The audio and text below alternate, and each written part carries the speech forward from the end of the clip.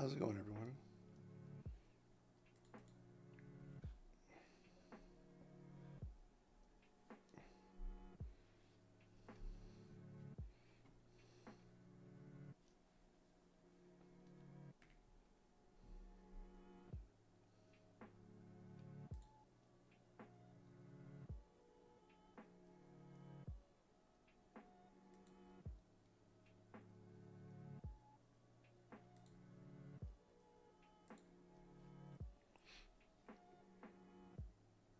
I think next year, if I do these again for neuro or endo, um, I might have you guys just submit questions ahead of time so I just start talking because it's weird just standing here by yourself.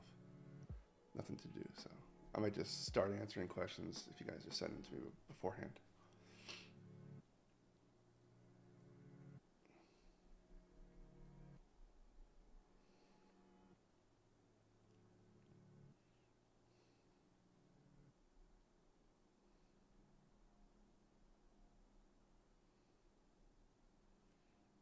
How's it going, Emma?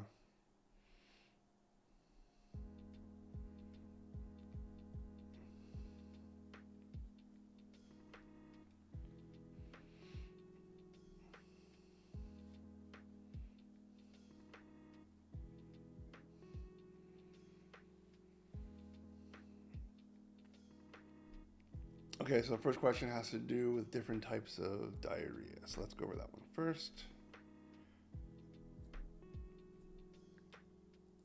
So when it comes down to the diarrhea, just make sure you understand what is the insult to the body that's causing the diarrhea to occur. What is happening that's causing this massive amounts of water to go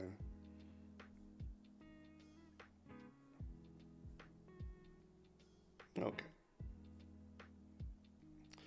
So, first one, secretory. Something is being secreted that's causing this massive amounts of water to dump into the large intestine, causing you to have this massive watery diarrhea. In this case, we have a bug, Vibrio cholera. Again, abnormal secretion of fluid by intestinal cells caused by a bacteria. The bacteria bind to the cells and they basically turn on the chloride channels, but we didn't go all over that detail. We did a little bit more in physio. But basically, it turns on these channels and water profusely goes. So that's the secretory. The bacteria is causing the secretion of water into the large intestine. The next one, osmotic diarrhea. Something is causing an osmotic gradient that's causing all this water to dump into the large intestine. So in this case, lactose intolerance. So the lactose should have been digested and absorbed in our small intestine, but because it's not, that lactose now floats into our large intestine. It shouldn't be there. Now there's more lactose in the large intestine than there is in or any other substance that our body does not absorb. In this, any drugs, supplements, again, things that our body doesn't absorb, there's going to be a gradient, and the water is going to rush into the large intestine to help balance out both sides. The problem is when you push all that water into the large intestine, it causes diarrhea, drawing in more fluid because of the osmotic gradient. The next one, inflammatory. Something is causing inflammation that's causing all this fluid shift to occur. Inflammatory fluid is present. There's irritation going on.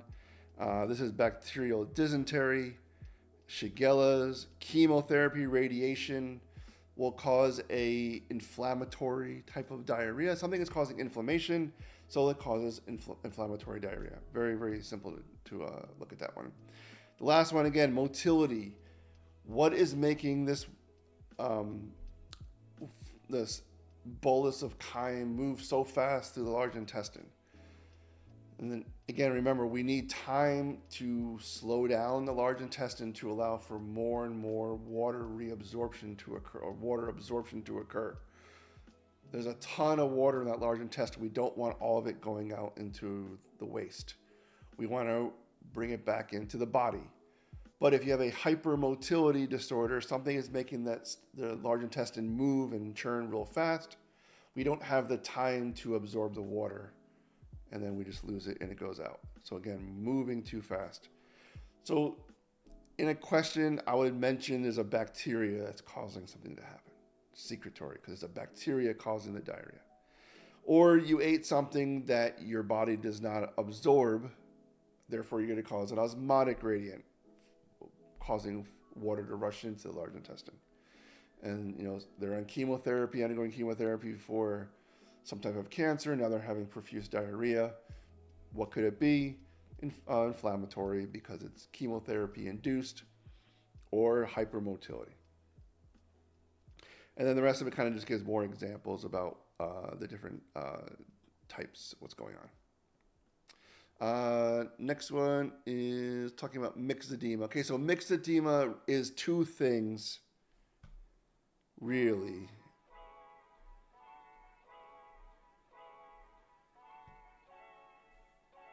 Okay.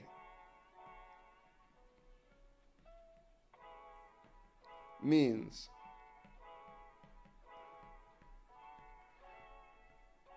hypothyroidism. Severe hypothyroidism to the point that you're having symptoms. You have mixed edema. So that's an umbrella term. However, it also means the skin changes. The orange peel texture on the anterior shins. That is also called myxedema changes. If you have severe hypothyroidism, we'll put you into a coma. It's called a myxedema coma. It's hypothyroidism, but it also means skin changes. That's why I got confused in class. I made that announcement. I looked it up myself, and it even says, yes, it means both things.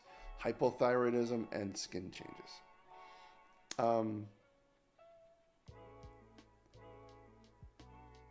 The Jeopardy had neuro questions. Oh, wait a minute. Did I put the wrong file? Let me look. Hang on a second here.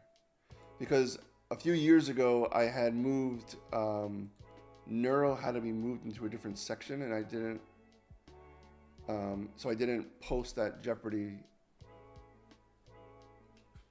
But you don't need to know it. Let me see what else I have.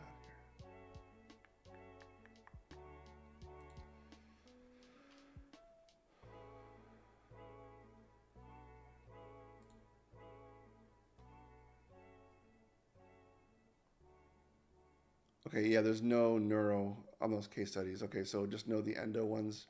Don't worry about the neuro ones. SIADH.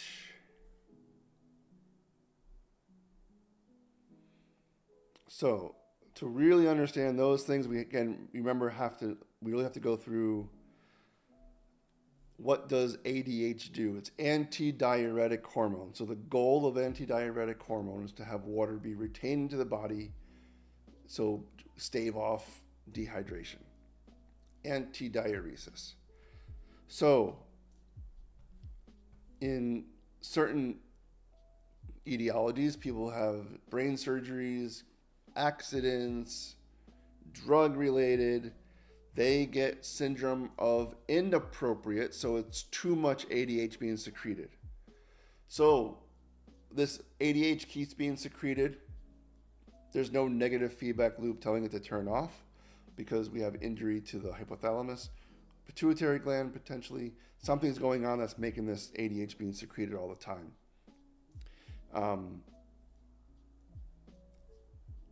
So very, very concentrated urine. All the water is leaving the urine. It's going back into the body. So you have very concentrated urine because not a lot of water in there. All the solutes are going to be built up. So it's very, very concentrated urine. They're not going to be peeing a whole lot because they're not producing a lot of urine because they have a lot of ADH being secreted. Nothing is pulling it back in, or nothing is keeping it in the urine. So therefore the urine osmolarity goes up because there's a ton of solutes in the urine that's being precipitated out. Now, hyponatremia, it is a dilutional hyponatremia. if you took the actual amount of solute of sodium, it would be normal. The problem is we added too much water to it. So it dilutes out. If you took, let's say, 5/25, that is 5 osmoles, whatever it is, because 5 units of the solute, 25 units of the solvent, it's a 5% concentration. That's 5 concentration. If we decrease, or let's say we'll increase the solvent to 50 now, the solute is still at 5. It hasn't changed at all. Now our concentration now is changed to 10. But this didn't change. The solvent changed. That's why it's a dilutional hyponatremia. You don't really need to give these patients salt. You need to control what? Water intake. These people can't drink any water. And then water restriction will prevent that sodium from being diluted. Because the only way they can get water now is by drinking it. If I can get rid of all these. Did I delete all this? Yes. Okay, good. What else is here? Again, here's that dilutional hyponatremia I just talked about. It's not really severely hyponatremic as if they were just dumping sodium in the urine. We just diluted it out with too much water due to this ADH secretion. Release of atrial natriuretic peptide. Remember, atrial stretch occurs when we have extreme volume overload. Atria don't like to be stretched. They get irritated, but they get pulled apart. Now we have this atrial natriuretic peptide. It's going to allow that sodium to be diuresed, to allow a little bit of diuresis to occur. Therefore, you have the steady state. Eventually, that steady state, when the amount of sodium excretion matches our sodium intake. Okay. Hyponatremia does not occur if the water intake is severely restricted. So we don't want to keep diluting out that sodium. So what do? Restrict the water. Okay. Oops. Okay. Next question has to do with hyperaldosteronism. So when it comes to hyperaldosteronism, remember there are two different types. There's primary hyperaldosteronism, and then there is secondary hyperaldosteronism. I want that one picture. Here we are.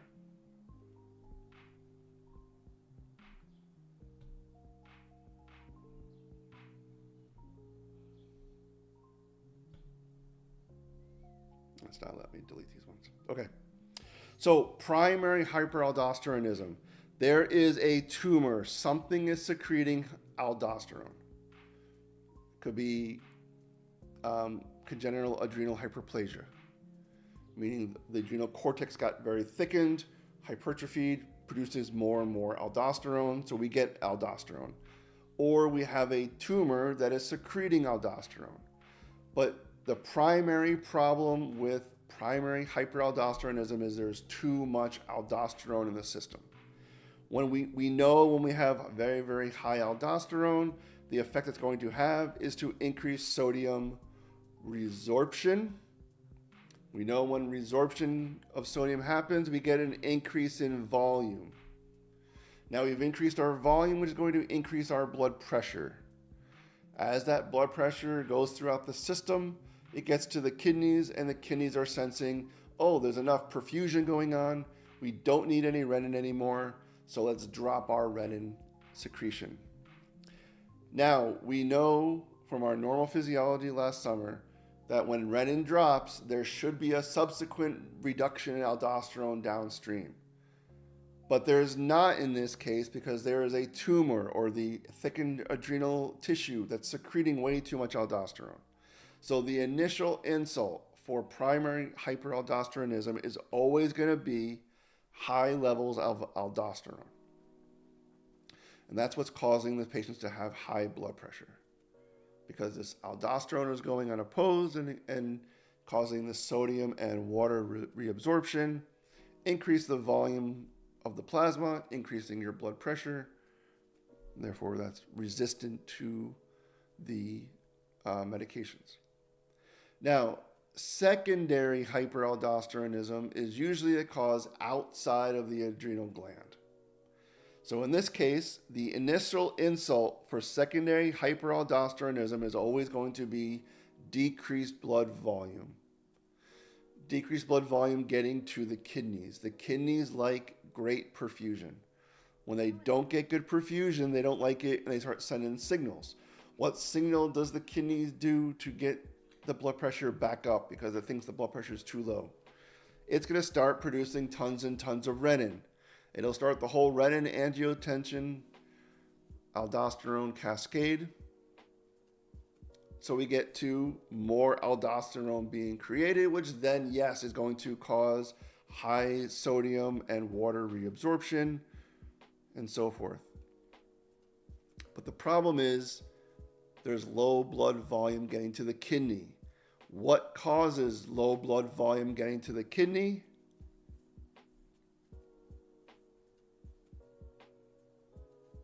And where is it? Here we are. Here we are. Select all. Renal ischemia. Renal artery stenosis. Right here. If you pinch that off, that kidney is going to get less perfusion.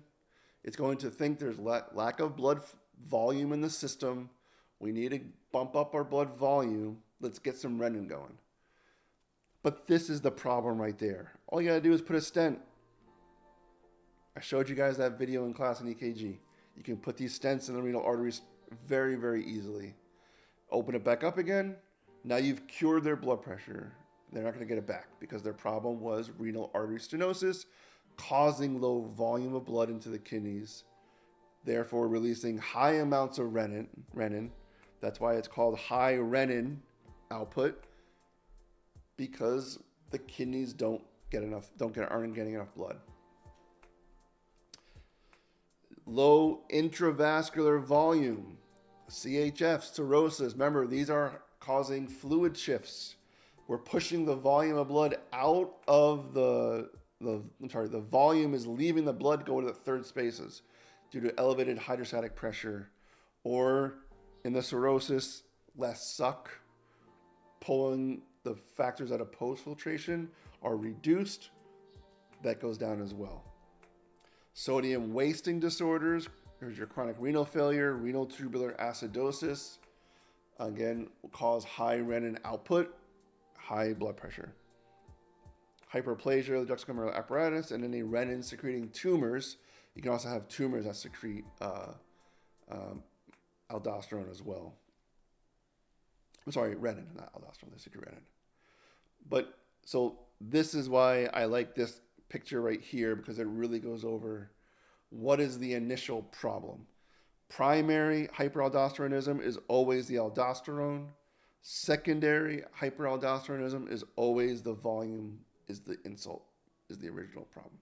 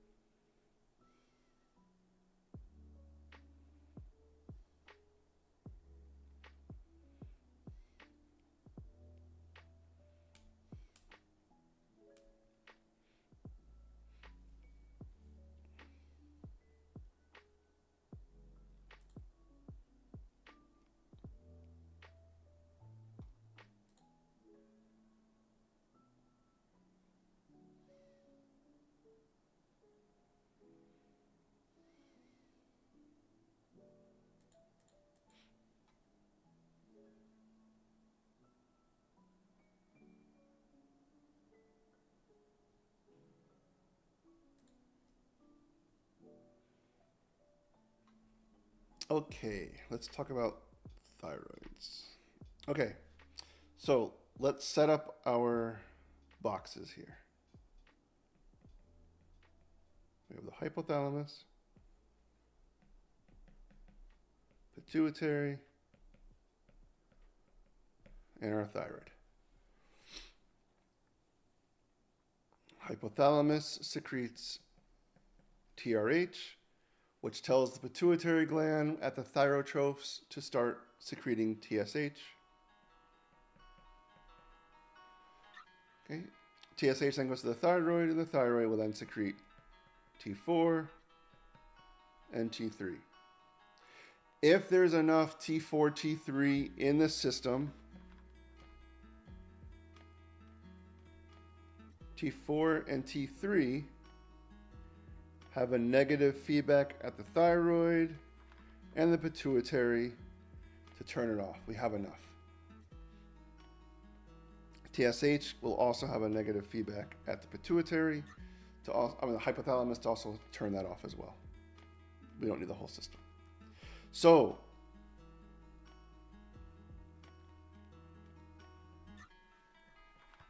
hypothyroidism, low T4 and T3. We're not producing any T4, T3. Is there anything telling the pituitary? Well, sorry, it's not the thyroid. Up there as well. Is there anything telling them to stop making TSH? Nothing is telling it to stop. So with hypothyroidism, TSH is going to be very, very high because it's trying to stimulate the thyroid gland to do something. We need more thyroid. We don't have enough. We need more. So TSH is going to be very high with hypothyroidism.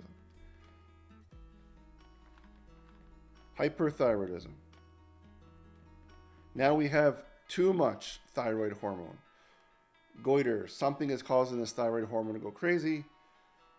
We don't know what, but this negative feedback is now very, very strong because we have a ton of thyroid hormone being secreted all the time. Nothing is telling it to stop. It just keeps making more and more and more. So because it's making a ton of it, we don't need the thyroid stimulating hormone. So TSH drops whenever you have hyperthyroidism. We don't need to stimulate it anymore. It's been stimulated enough. TSH drops. So those are the big ones you got to know. The other one was talking about poor conversion.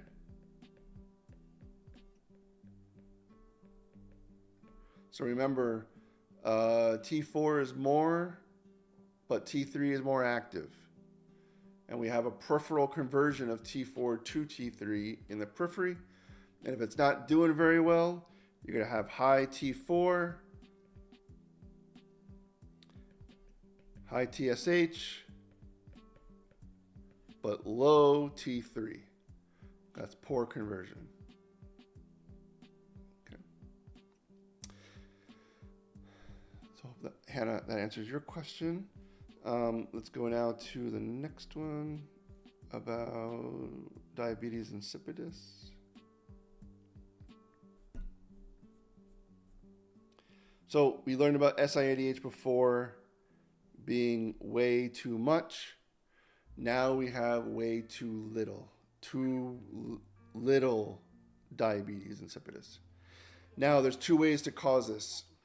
The effect of ADH is not doing what it's supposed to. Either one cause is central, meaning we're not producing any ADH at all. That is this one, the neurogenic. The other one is, are the kidneys even responsive to ADH anymore? If the kidneys are responsive or they're not responsive to ADH anymore, then that's called nephrogenic diabetes insipidus.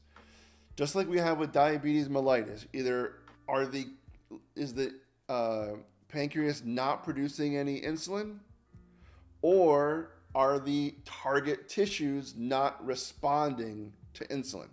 Same thing here with ADH, with diabetes insipidus. Are we not producing any ADH at all? That's your central DI. Or is the kidney not responsive your nephrogenic resistant kidneys. So those are the two ways you get diabetes insipidus.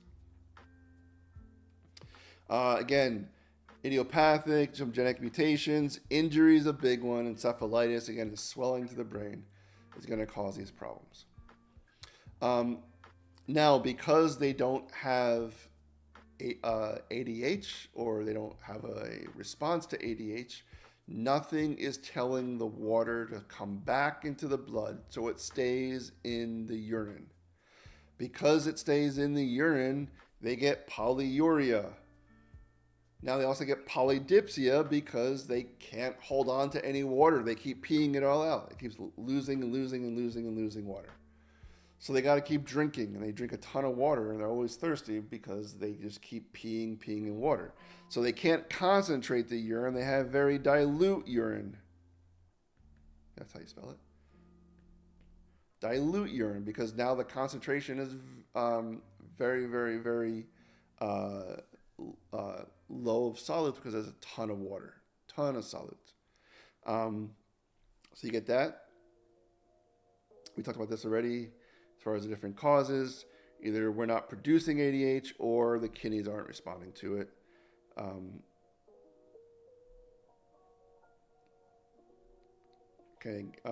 Again, polyuria, polydipsia. Secondary CDI, they may have some associated signs and symptoms for other problems as well. Large amounts of fluid may be ingested in large volumes, 2 to 20 liters a day of very dilute urine or peed out every day. Obviously, nocturia, because of all that urine production, they're going to be peeing all the time. So they're going to be getting up to pee all night. If the patient is unconscious or they can't drink, they're going to develop hypernatremia. And this is a true hypernatremia because they're losing all this water. So you have to be very, very careful with sodium levels for both SIADH and for DI. You got to be careful with both. So.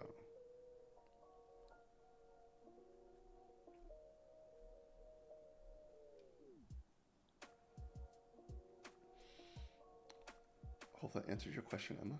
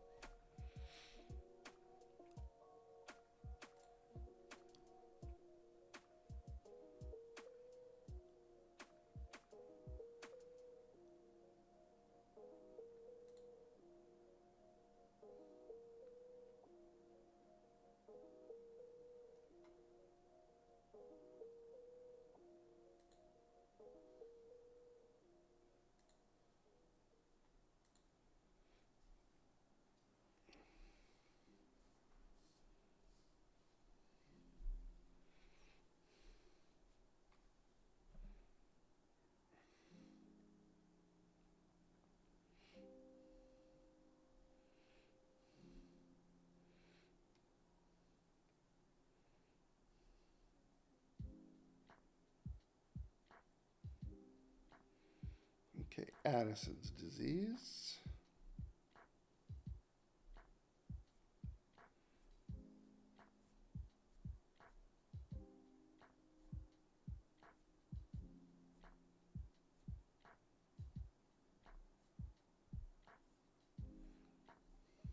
Okay.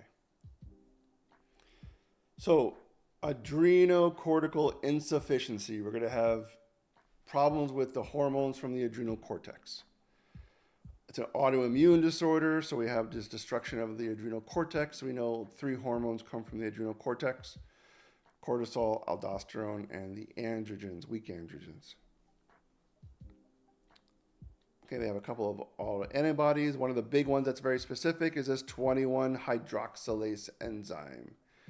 Very, very specific for Addison's disease.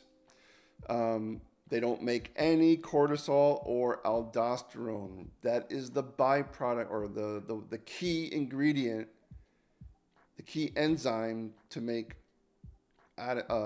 aldosterone and cortisol. If you don't have that enzyme, you can't make the products that are needed. So all those resources go towards androgens. The problem that arises with Addison's patients is that when you have a normal functioning adrenal cortex during periods of stress, our own body will make cortisol for us. And they'll up the amount of cortisol that's in our body that goes around. Because we're having a stressful environment, we need that extra cortisol. These patients can't do that. They don't have that way to increase the cortisol. So because of that, during stress or surgery, it doesn't happen. Stress and infection uses up all of the cortisol that we have remaining and goes into an acute adrenal crisis. Now, with regards to signs and symptoms, because of this increased ACTH, which is the stimulating hormone to make cortisol, because we don't have any cortisol, ACTH has to go up. We have to make more. Just like with hypothyroidism, we don't have T3 floating around, T4 floating around. TSH goes up and up and up, trying to get that thyroid to do something. Same thing here. We need more ACTH. But in order to make ACTH, it has to come from a precursor molecule, POMC. When you make POMC to dissociate and to make ACTH, it also makes melanocyte stimulating hormone, and that's why you see this hyperpigmentation with their symptoms, because they have an excess of melanocyte stimulating hormone that usually goes to increased tanning, some freckling of sun-exposed areas. Buccal mucosa, gums show hyperpigmentation as well. Vitiligo can occur in an autoimmune form of Addison's. They may have some vitiligo as well. But the problem is, again, no cortisol. So we have impaired gluconeogenesis, and that's what cortisol does. Remember, it's going to make you get more glucose in the bloodstream. The liver is going to make new glucose molecules out of amino acids, fat molecules, to triglycerides. But when you don't have that, you can't raise your blood sugar. The aldosterone side of things, because we don't have aldosterone, we get renal loss of sodium and water because nothing is telling those things to come back. Remember, aldosterone has its effect at the common collecting duct, cortical collecting duct, we're going to call it, right at the end there of the nephron. And the job of the aldosterone is fine-tuning of that sodium and water. But now we don't have it. So all this sodium loss, we get retention of potassium, so we get hyperkalemia with Addison's disease, because we don't have the aldosterone that's telling to do that. So we get salt cravings, hyponatremia, because all this salt loss, they want to they crave salt, they want salt, because they're just peeing it out like crazy. Nothing is telling it to come back. There's no aldosterone. Don't have to worry about those things. So again, signs and symptoms, some generic complaints right here. The nausea and vomiting, abdominal pain is what they're going to present with a lot of the time in the emergency room, with severe, profound dehydration, vascular collapse. That's what normocytic anemia, again, glucocorticoids are gone, nothing to regulate their erythrocyte production. So they get normocytic anemia. Here's your increased pigmentation. I do want to go over this one.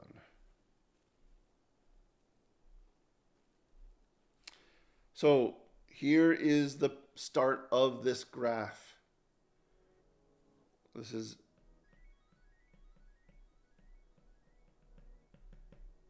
okay. Got a massive exam tomorrow.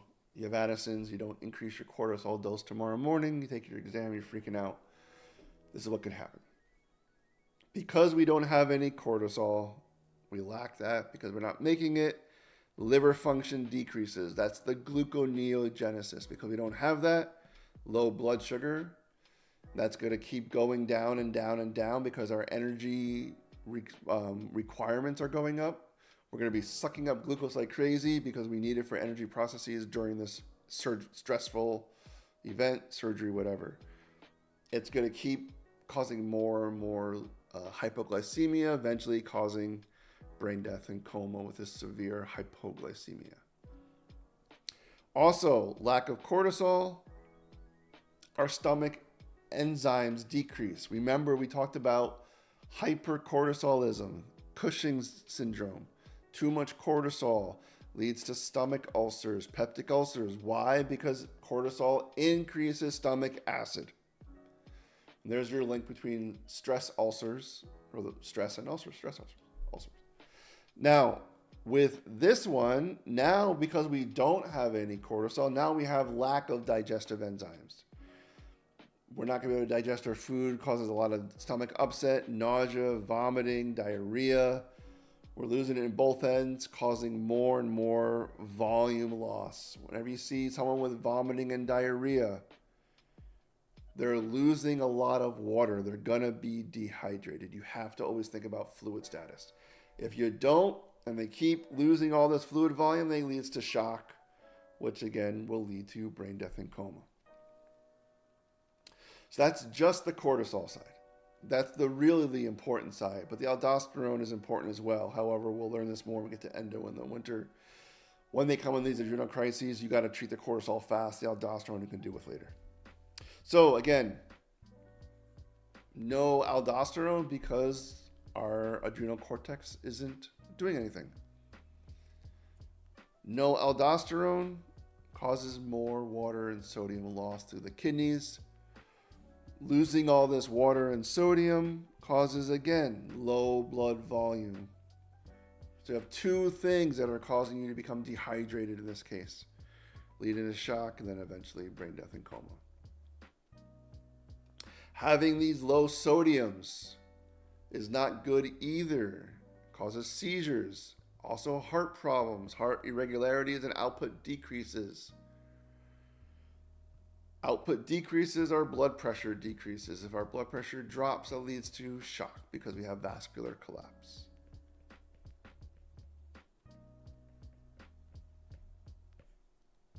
Just gotta give them fluids. Get these veins and arteries popped open again. Because if you don't, leads to shock, again, goes to brain death and coma.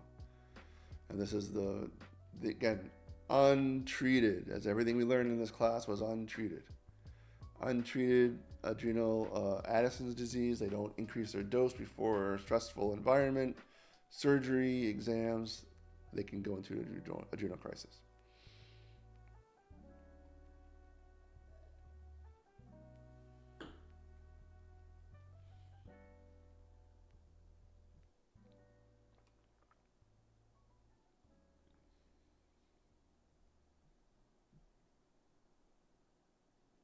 You know, I've looked at other apps that do screen recording,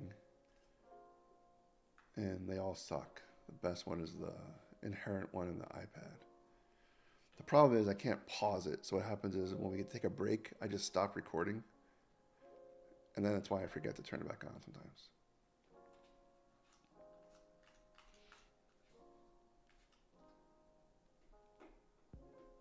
Can you guys hear the music? I never know what the volume, if it's loud enough or soft enough.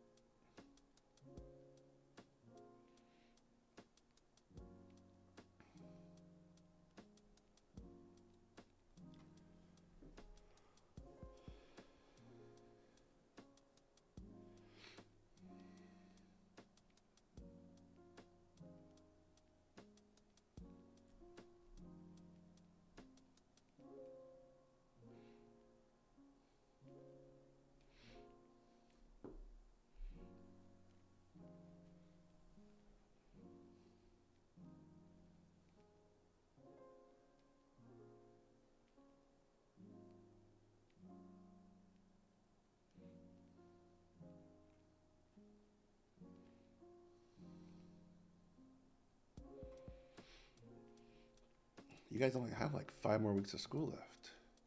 It's gonna go by fast.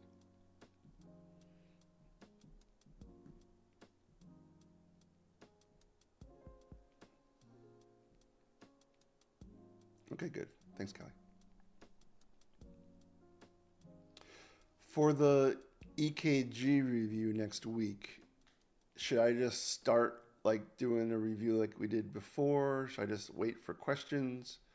You guys want me to just? I have other PowerPoints with other rhythm strips we can run through, and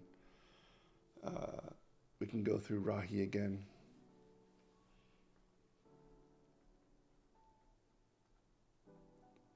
Just let me know how you want that.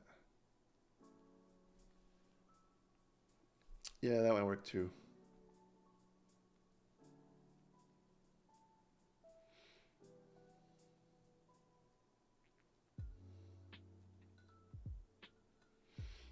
I don't know if some of these things come on apps on the iPad.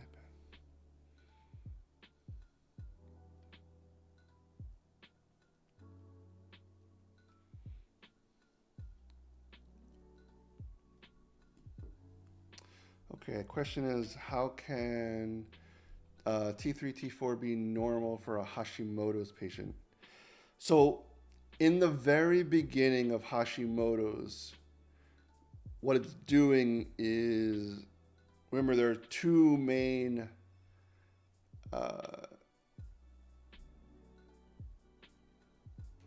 sure, Gabby, I'll do it. But you want me to just start at 7 or wait for like? Let me know if you want me to like wait for a stimulus to start. Otherwise I'll just start talking. Anyway, so the question is, T3, T4 be normal for Hashimoto's? So remember, anti-TPO, anti-TG are the two big ones for Hashimoto's. With the anti-TG, this is the thyroglobulin. This is the protein that goes back and forth between the colloid and the follicles. When this starts being destroyed, all the colloid that's being surrounded by the follicular cells, these all start getting destroyed. But when they start getting destroyed, it starts releasing all the stored T4, T3 into the system. So while we're starting to not being able to produce in the very beginning the thyroid hormone, we have stores of it already. Those get blown up and get dumped out into the system. So at first it's being propped up. But then eventually over time, our stores go away. And then it leads us to the full cascade into the hypothyroidism. That's basically what happens with the Hashimoto. That's why they kind of start off as like a euthyroid, almost like a hyper at first, because you get dumped out of all this stored thyroid. But then over time, the autoimmune process kicks in and takes over, and then you become hypo.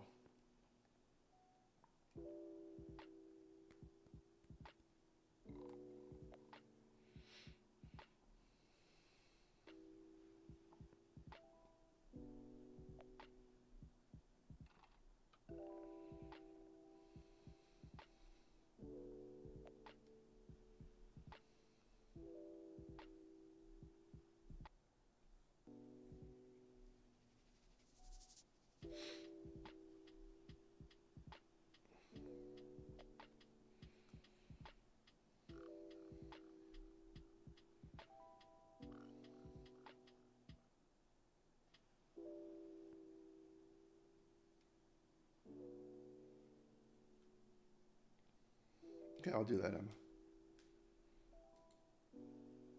I'll be right back. I'll check on Eli.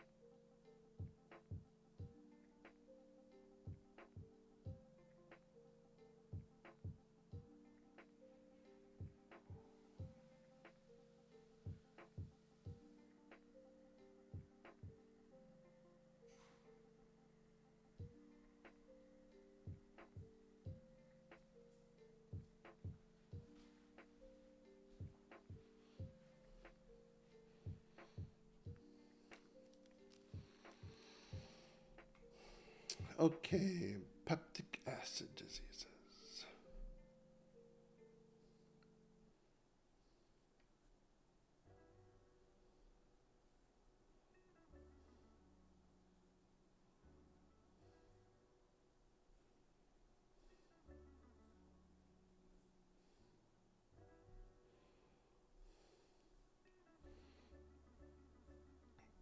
Okay, so when we were talking about peptic acid diseases, we want to talk about, first of all, the two things that are involved.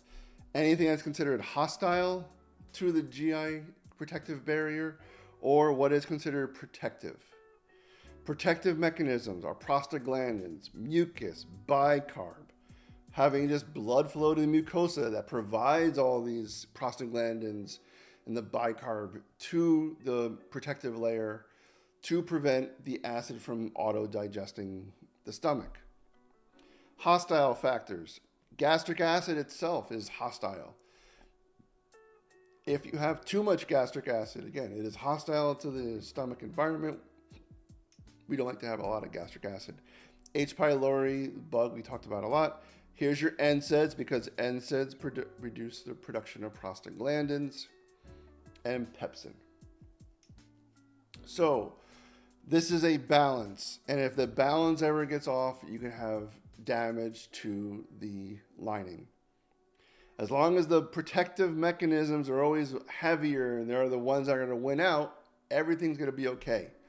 But if you do anything to either reduce the effectiveness of our protective mechanisms, or we do something to enhance the hostile factors, then you tip the scales to a more hostile factor and we get the potential for ulceration of the lining. We have a little bit of breakdown in the mucosal barrier. Acid can get in there and it'll break through and start eating away the lining of the stomach. So that's kind of how things are set up when we start talking about acid.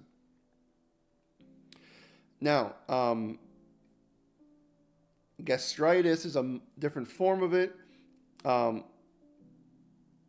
This is going to be your prostaglandins is what causes a lot of your gastritis. What else? Peptic acid disease. Here we go. Remember this one. Chronic atrophic gastritis is not producing the intrinsic factor. We don't have the intrinsic factor, nothing's going to help with the B12 absorption. So this is your link with anemias, as well as just losing blood if they have a bleeding ulcer. But this is the key thing I want you to know with these peptic ulcers. If it's a gastric versus a duodenal ulcer. Gastric ulcer, chronic mild pain, abdominal chest pain. Pain intensifies with food ingestion because stomach acid goes up when we eat. And as acid goes up when we eat, it's going to hit that ulcer and cause a lot of pain. So they don't like to eat, and these patients lose weight.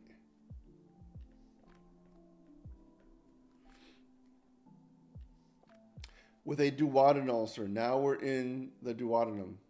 We're outside the stomach going into the smaller intestine. Because it takes a few hours for food to get through the stomach, the pain doesn't start until about 1 to 3 hours after the patient ate. So depending on what size of the meal, the consistency, sometimes they go through faster. If it's a very heavy, dense meal, it takes a little bit longer to get through the stomach. But again, 1 to 3 hours on average is when it's going to happen. Why? Because it's going to go through the stomach, going to leave the stomach, go into the duodenum. That's where the ulceration is. That's where you're going to start irritating, and it's going to cause pain. It can wake them up at night, especially if they ate around like 7 or 8 o'clock at night. They wake up at 12 with stomach pain. They may have a duodenal ulcer.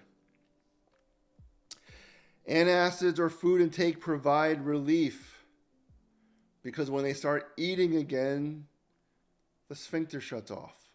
We don't need to have the food leave the stomach. Let's stop the stomach drainage and keep all that stuff in the stomach because we're eating again. So eating helps with the pain, and they often gain weight. Can be asymptomatic as well. Um, Other things to consider is H. pylori infection. So let's talk about that. Remember, with H. pylori,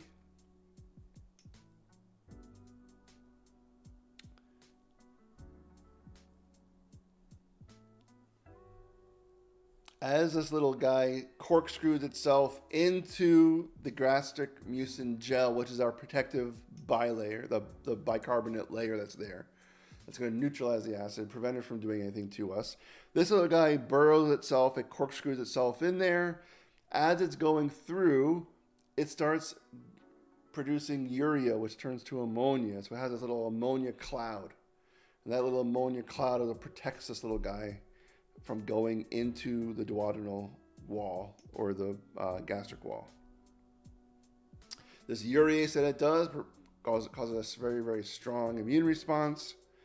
Again, here's that ammonium hydroxide produced by the urease that also damages the gastric epithelium and allows the H. pylori to survive. It has an endotoxin on top of it. Lipases and proteases keep degrading the gastric mucosa. Okay. So that's how it does what it does. And then just what it looks like again.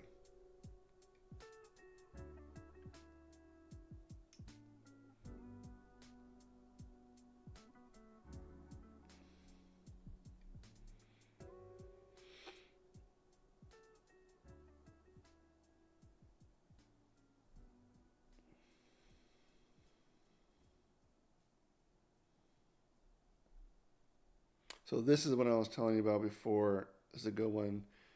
Anything dealing with gastric acid production or anything dealing with the mucosal barrier, how you alter each one will cause issues with the potential for a peptic ulcer formation.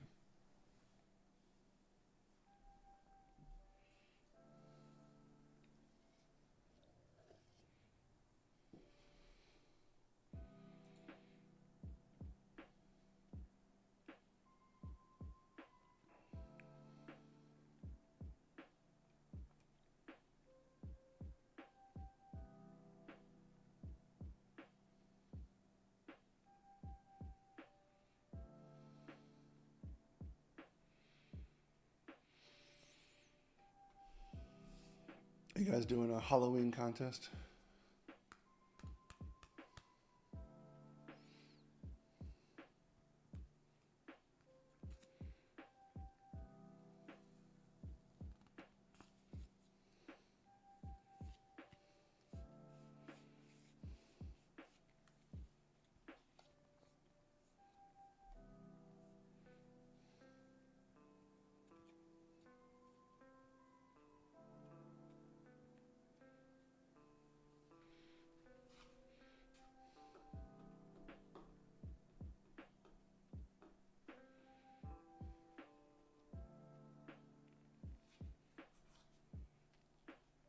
Okay, we gave you guys the approval today, so you guys are good.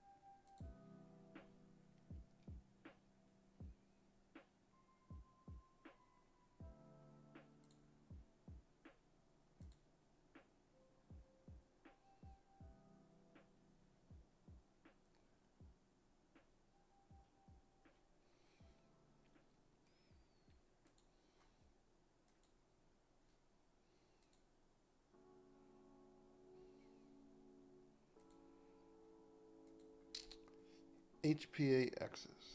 I also posted those two videos for ECG yesterday.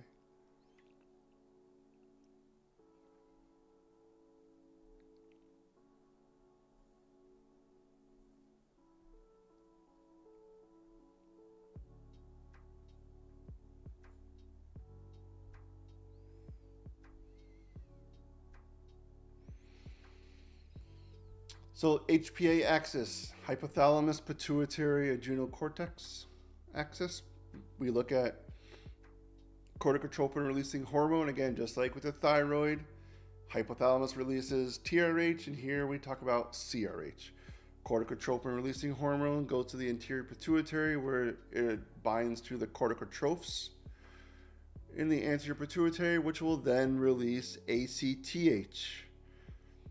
ACTH will then travel all the way down from the pituitary all the way down to the adrenal glands and cause the adrenal cortex to start making cortisol. As the cortisol levels rise, because we don't need cortisol all the time, it's pulsatile. As the cortisol levels rise, just like they do first thing in the morning, cortisol have a negative feedback at the anterior pituitary to stop making well, I don't want to do that, confuse you guys. But it will tell the pituitary to stop making ACTH, and it also feedback on the hypothalamus and tell it to stop making CRH. So we totally shut down the cascade. That's really all the HPA axis is. Cortisol, one of the big things with cortisol, again, remember we don't like to stop cortisol cold turkey.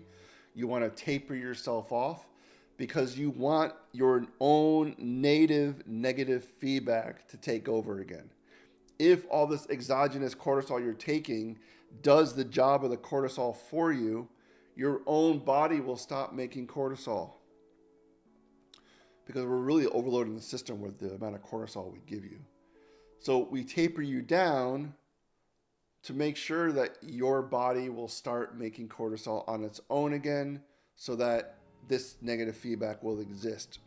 We don't want to desensitize the adrenal cortex and have it stop making cortisol. That's really all the HPA axis is. Nodular thyroid diseases.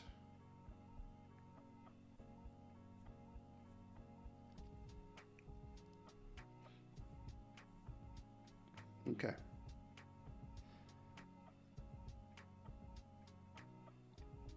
Okay, non-toxic. So remember, just goiter by itself doesn't mean it's bad or good. It's just a large thyroid due to lack of iodine, just in a large thyroid. Non-toxic, multinodular, multiple nodes throughout the thyroid, has overgrowth. Asymptomatic. Remember I talked about know which ones are painless and which ones are painful. Variation size of the nodules exist. So we have hypercellular areas, cystic areas. Anytime you see the word cystic, it means it can be filled with fluid. In this case, colloid. Colloid is the fluid that's inside that holds your thyroid hormones. Fibrosis is there, and some hemorrhagic lymphocytic infiltration as well. Most patients, again, asymptomatic. They're going to be euthyroid. The thyroid is functioning normal. You do your thyroid panels and they're normal. No issues there. This is where you start having the patients come in with issues. Why are they having problems swallowing? You start doing your workup and all of a sudden you notice, oh my gosh, their thyroid's huge. That's why they're having problems swallowing. And then you start doing your workup for your thyroid. But you never would have noticed that because your thyroid panel would have been normal. That's what's going on in this situation. Complications, if they start talking about sudden pain, that means they had a hemorrhage in these colloid cystic areas. Now they have profuse bleeding going on, or malignancy. That's why I said no, the painful ones, they're usually going to be malignant. Malignancy also may cause hoarseness because of that recurrent laryngeal nerve that rides up. We also talk about that with mitral stenosis. That's where also that the left recurrent laryngeal nerve with mitral stenosis. Now we're talking about a toxic nodular goiter. So this is toxic, this is cancerous. These are going to be symptomatic. Large thyroid gland with nodules. One or more of these nodules may start dumping out thyroid hormones because they are active nodules. They are going to be stimulated by TSH, so they're going to be dumping out tons of thyroid hormones. So they may have some thyrotoxicosis. Remember, thyrotoxicosis is just having too much thyroid.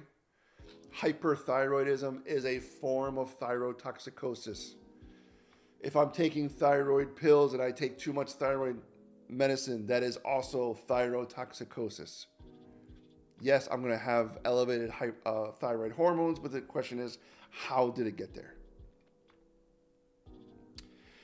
This can develop from a simple goiter over years, so they can turn cancerous over a very, very long period of time. Most common in elderly, again, new onset AFib, check the thyroid.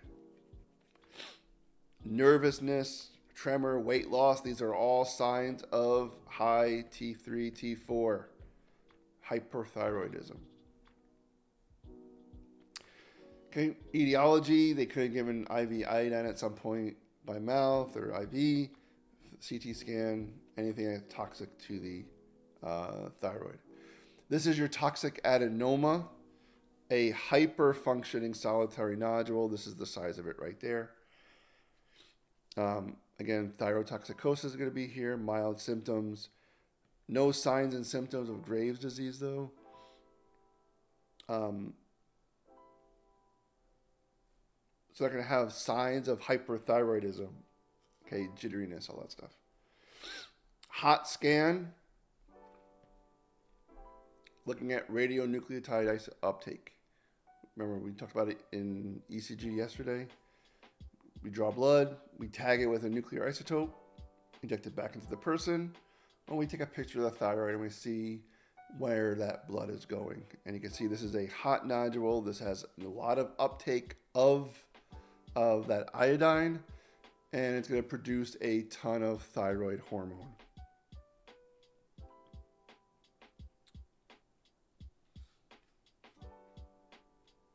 And this is, someone asked before about I think it was Hannah. She's around still. This is a very good slide to know with regards to review slide.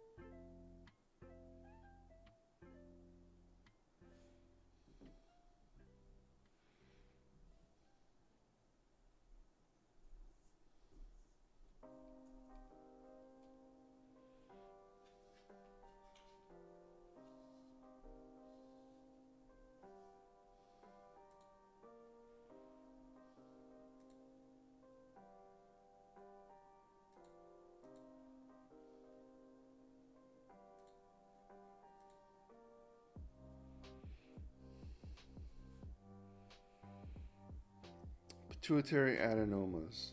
Remember with that one, it really depends on what symptoms that they're having. Will kind of give you an idea of that one. Remember, the most common one is a prolactinoma.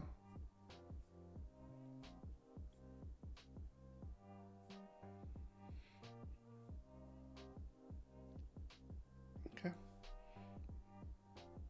Sheehan syndrome is going to be postpartum woman. So anything to do with postpartum women is going to be a Sheehan syndrome patient. Pituitary necrosis due to hemorrhage or hypovolemia shock occurring with delivery. The way you could figure this out, no lactation after childbirth because there's no prolactin. Nothing's telling it to do anything. You can't make any milk because there's no prolactin. Fatigue, loss of pubic and axillary hair because, again, all the issues with pituitary gone. Pituitary apoplexy, hemorrhagic infarction.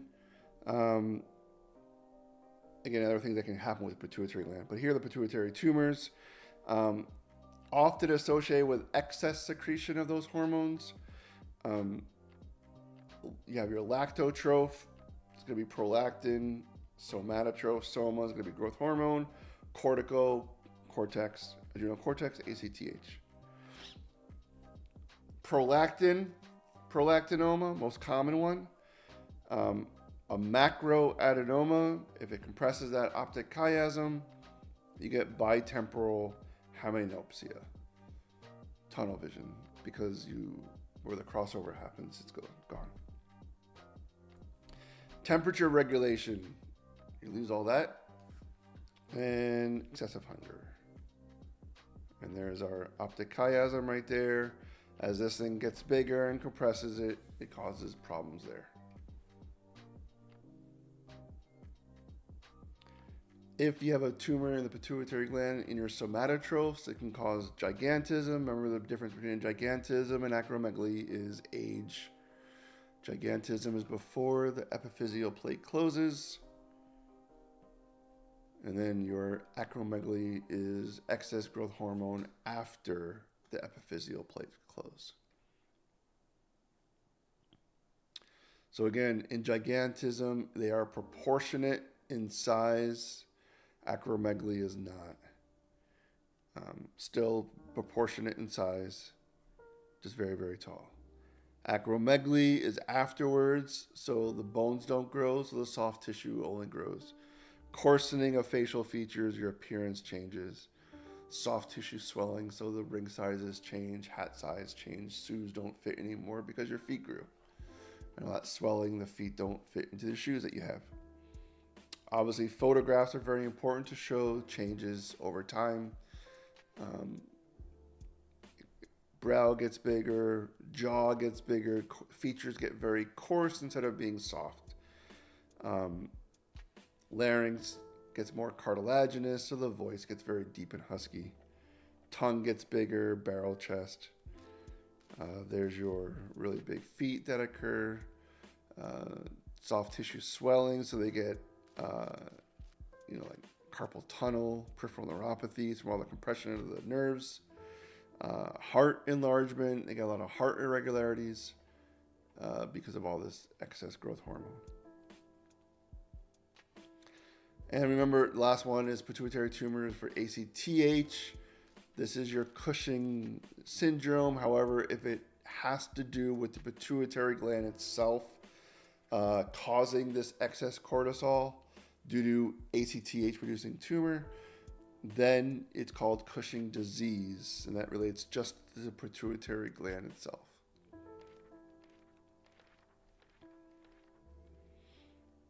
Remember also, we'll talk about it in the other one, but I'll bring it up now because we're talking about it.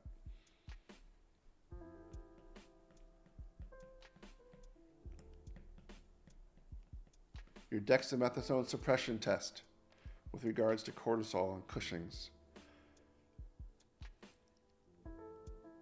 So we give low dose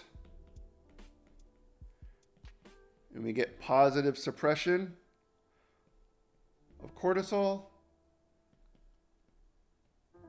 we're normal, everything's good. If we give low dose and there's no suppression of cortisol at all, but we give also the high dose as well.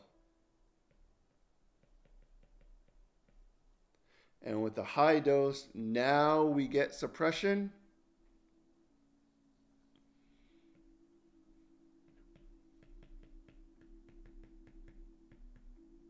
Pituitary is the problem, because the pituitary will still have some cells that are receptive to cortisol. And when you give a high dose of cortisol and you bombard it, there still is some cells that are receptive, so you get suppression of cortisol in the pituitary. If the last scenario, you give low and you give high, and they both result in no suppression,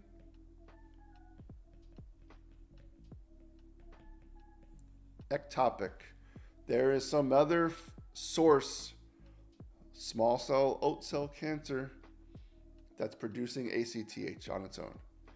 These cells don't have receptors to cortisol, so there's no negative feedback. So going back to that HPA axis, Gabby, that won't exist because these cells don't have any receptors to cortisol.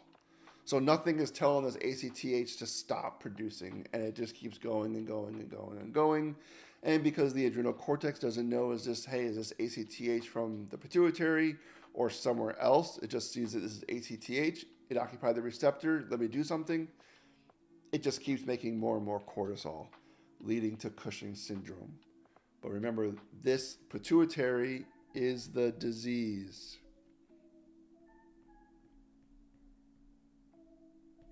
The ectopic is the syndrome.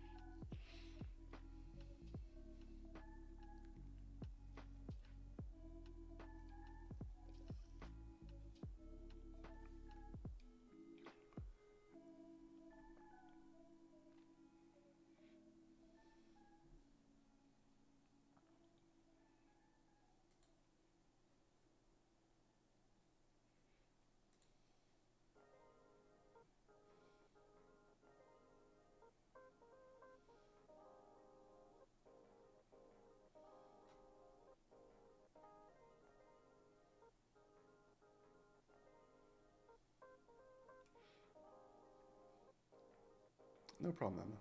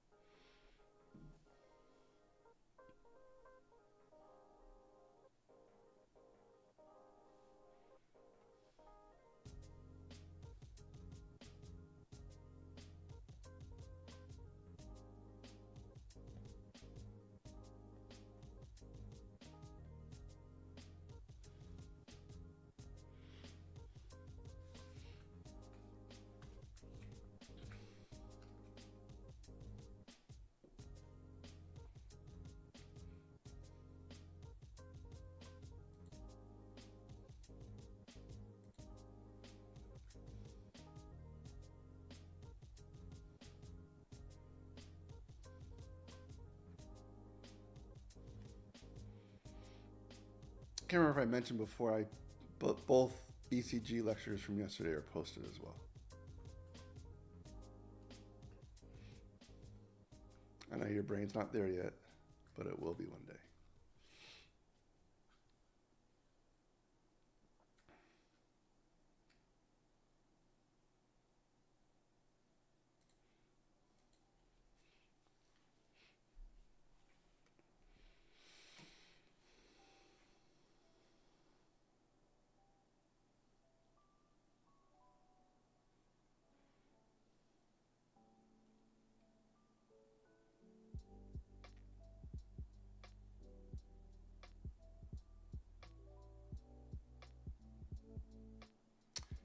Something you haven't asked, that's good review for tomorrow.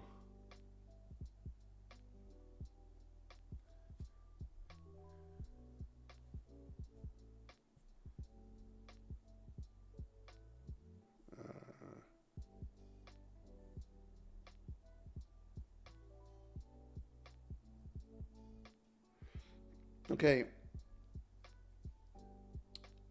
Hyperosmolar coma versus DKA. It's a big one for them as well. So let's go to type 1.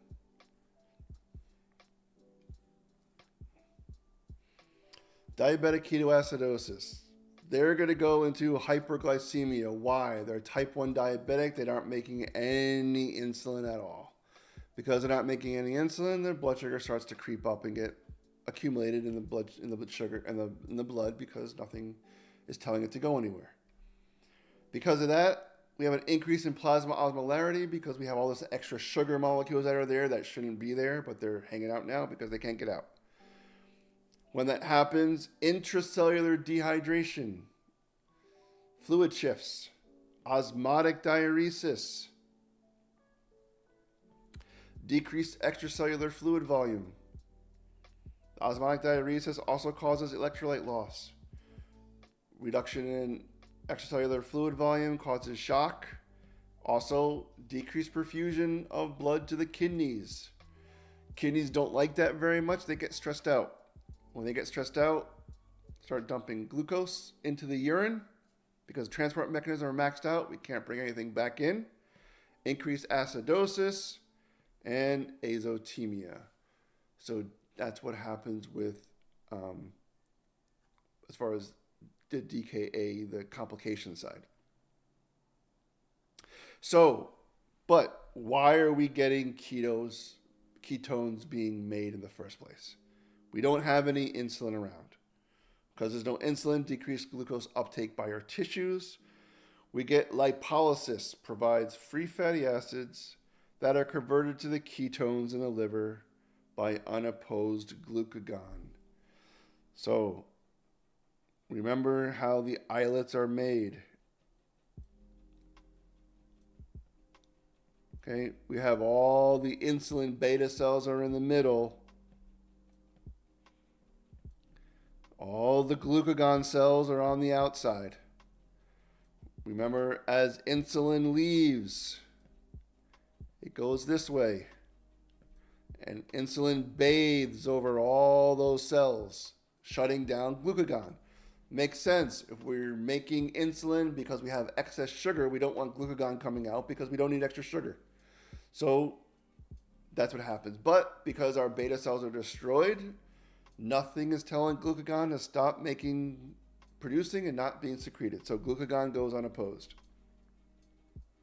Because we have all this extra glucagon, we get increased glucose levels from hepatic glucose output. So the liver is going to start dumping even more sugar into the bloodstream that we don't need. Again, fluid shifts intracellular to extracellular, giving you that intracellular dehydration, going to the extracellular spaces, driving polyuria, nausea and vomiting is going to make these losses even worse with this fluid volume loss, and decreased renal blood flow again impairs the kidney's ability to secrete that glucose and excrete it and get rid of it. So glucose builds up all the time. They get around 500, and the coma comes from the hyperosmolarity, not the acidosis. Now, let's talk about type 2 diabetes with their hyperosmolar non-ketotic complications. Ketosis is absent because they still have a little bit of insulin. As long as you have insulin, you won't go into ketosis. That's why in a keto diet, what can't you eat? Carbohydrates. Because the minute you have a carbohydrate, guess what's going to come jumping out saying, hi, insulin. So you can't have it. That's why insulin's there. When you have insulin, you're not going to go into ketosis. So hyperosmolarity is precipitated by decreased fluid intake. Starts building up this dilutional problem. Maybe sick from a virus or gastroenteritis, but again, they're not going to be drinking a lot. Abnormal renal function prevents clearance of excess glucose. Patients have enough insulin to prevent ketogenesis that results from increased fatty acid flux. So there you go with that. Why are they not going into ketosis? But insulin's not working at the cell to do anything because they're insulin resistant. So the body keeps continuing to break down glycogen, producing more and more glucose. So they start rising and rising and rising. Because of all these dumps of glucose in hyperosmolar non-ketotic, they can get really, really, really high with these blood sugars. Osmolality increases to over 340. Remember, normal is 280. So, big jump, high incidence of coma. You still can get DKA in type 2, but for it to happen, again, it means they are not producing any more insulin. They burnt out all their beta cells due to insulin resistance for 10, 15, 20 years. Now they don't make any insulin. These are the ones who are to be on insulin injections all the time. One of the things we'll learn in the winter is usually like type 1 diabetics. They're on very low doses of insulin. That may take 3 or 4 units at meals because their body is still very sensitive to insulin. But type 2 diabetics who've been insulin resistant for the majority of their life, so type 2s are going to be on very high doses of insulin because they need all that extra insulin to have any effect on their body. They are so resistant. It's like having a stripped key. It's not spinning, it's not doing anything. Or a stripped screw. You really got to apply a ton of pressure to do anything. That's like what insulin does with insulin resistance. So there's something, Gabby. DKA versus the hyperosmolar non-ketotic coma between type 1 and type 2s.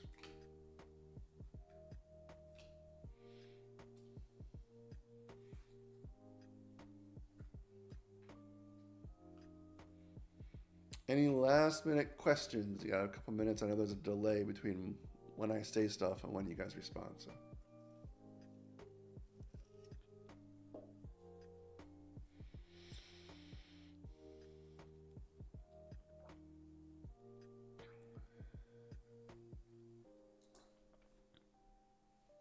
So here's your good summary between the two.